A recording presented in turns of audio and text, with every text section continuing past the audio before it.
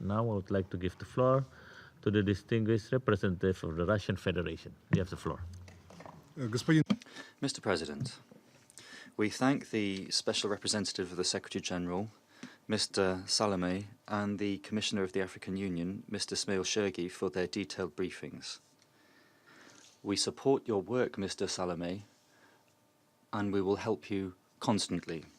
Mr. Shergi, the Russian Federation has always emphasized the important role played by the African Union in settling continental crises, including in Libya. We thank the delegations of Germany for leading the Sanction Committee, which has reached a difficult stage in the Libyan settlement. We have to note with regret that the situation in Greater Libya and in Libya, in Tripoli and in Libya generally has worsened. Russia, like other members of the international community, is of course deeply worried by this. The bitter reality is that in the country that was until recently very stable and flourishing as a state in northern Africa has descended into chaos. There is practically no authority, and for long years it's been fractured.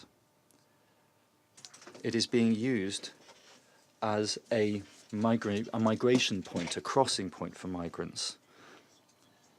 There is a destabilizing impulse coming out from the territory of Libya to neighboring regions on both banks of the Mediterranean. If anybody believes that the problems in Libya began this spring, then that person would be deeply mistaken. Libya's state today is a result of geopolitical engineering and policies of regime change that some countries have decided to use in 2011. We say this with one objective. The situation in the country should be remembered constantly. There's the fact that foreign intervention would be a bad idea. It would dismantle the state institutions and would have an influence on this state that is not complete in its current condition. We need to draw conclusions from mistakes. Therefore now, in the active phase of the conflict, we need to work with all interested parties without giving any preference to any of them. Only in this way will we be able to end the military confrontation. Attempts to place the responsibility at the foot of only one of the players would only lead to deepening confrontation and would retard the prospects of a political process. We are confident that Mr. Salama is guided by such an approach. We must continue humanitarian assistance to all Libyans, to all who need assistance, and guarantee unimpeded access and unselective access to them for humanitarian personnel. Russia has turned and will continue to turn to all of the military and political forces in Libya and to influential Libyan figures with a call to stop military activity and to refrain from aggressive statements and to sit down at the negotiating table in order, step by step, to re-establish the trust that has been so undermined. For this, we need to get away from narrow interests and to work along the principle that Libya and its people, first and foremost, must come first. And for this, we must refrain from plans of constant intervention in domestic affairs in Libya and must not forget that the natural wealth of Libya belongs exclusively to the Libyan people themselves. We think there is no alternative to a political settlement, and we must refrain from use of force and must join the efforts of all responsible Libyan forces in the interest of quickly re-establishing effective state institutions that are able to deal effectively with priority objectives, including the fight against terrorism. This threat is all too prevalent, and it requires the unification of all political forces. On the agenda, a very important task is forming unified, viable state institutions, including an army and security forces. The solutions here, or the decisions, should be taken by Libyans themselves. Any attempts to distort or to set the parameters for this process from outside will inevitably be counterproductive, and we reject them. We are coordinating our efforts with international and regional partners on a bilateral and multilateral basis.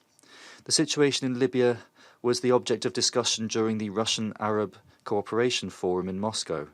It is constantly being analysed in our daily contacts with representatives of the African Union. We've also reached an agreement on working together in the interests of a Libyan settlement. We have a common objective: helping Libyans to overcome the prevailing discord and to reach a sustainable agreement on the main issue, on national reconciliation. Steps in this direction were taken earlier in Paris, in Palermo and in Abu Dhabi. However, the commitments that were made then, unfortunately, have just remained on paper. Regional players have an important role to play in encouraging Libyans to end the bloodshed and to renew negotiations. We note the initiative taken by the African Union in providing a new impetus to the Libyan settlement, including through the conference in Addis Ababa that is planned for July. We are convinced that all international efforts to return peace and unity to Libya should ideally be harmonised.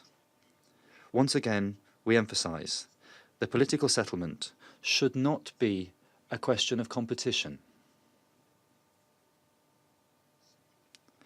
Today, much has been said about the particular role of the Special Representative of the Secretary-General, Mr. Salame, in establishing the harmonised system for finding a long-term solution to the Libyan conflict, as was mentioned earlier. But we should all remember from our experience that for the UN mission to be viable, it should be based on consolidated support from international and regional players, all Libyan political forces.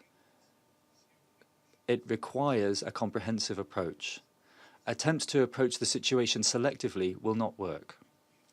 Attempts to work along the principle that what's okay for one person is not okay for another would also not work. The arms embargo should be complied with by all parties without exception. Mr. President, Russia and Libya are connected by deep historic links. Our international relations, our interstate relation, has always been defined by mutual respect. For this reason, namely, throughout the crisis in Libya, we've been able to maintain contacts with all political forces. Russia will continue to work for stability in Libya, including through supporting your efforts, Mr. Salame. But having said that, we will be guided strictly by the principles of the UN Charter, such as Libya's independence and its territorial integrity and sovereignty. We encourage everybody to work on that basis. Thank you very much. I thank the distinguished representative of the Russian Federation.